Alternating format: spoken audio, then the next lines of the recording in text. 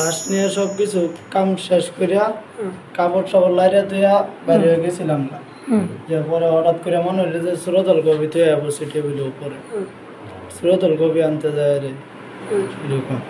পুলিশের কাছে দেয়া স্বীকারোক্তিতে স্পষ্ট পর্যাপ্ত নিরাপত্তা ব্যবস্থা না থাকায় সুরত হালের কপি আনার অজুহাতে মর্গে প্রবেশ করে যুবক আবু সাইদ।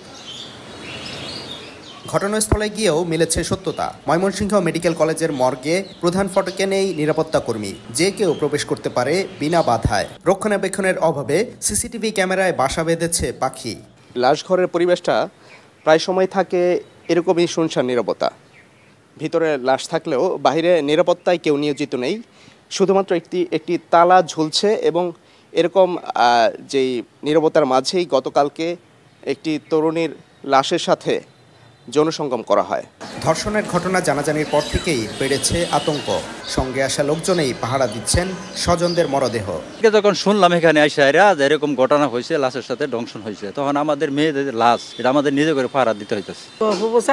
ঘুমামো আমি ঘুমি খালি বাক্কার মধ্যে শুইছি, এর মধ্যে তারাগান্দা লাশ আইছে কি জানলে এই পর্যন্ত। যদিও এ নিয়ে কথা বলতে রাজি হননি ফরেনসিক বিভাগের প্রধান। পুলিশ বলছে মর্গে নিরাপত্তা কর্মী না থাকার সুযোগেই ঘটেছে ধর্ষণের ঘটনা।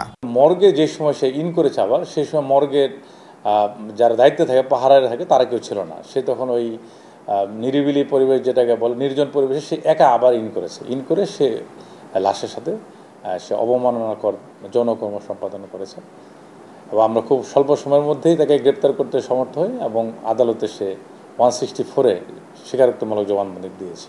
সোমবার হালুয়াঘাটের আত্মহত্যার পর এক তরুণীর মরদেহ বহন করে আনে আবু সাইদ। আদালতে দেয়া জবানবন্দিতে ওই তরুণীকে ধর্ষণের কথা স্বীকার করেছে সে। Sadiqur Rahman, star news, Mymensingh.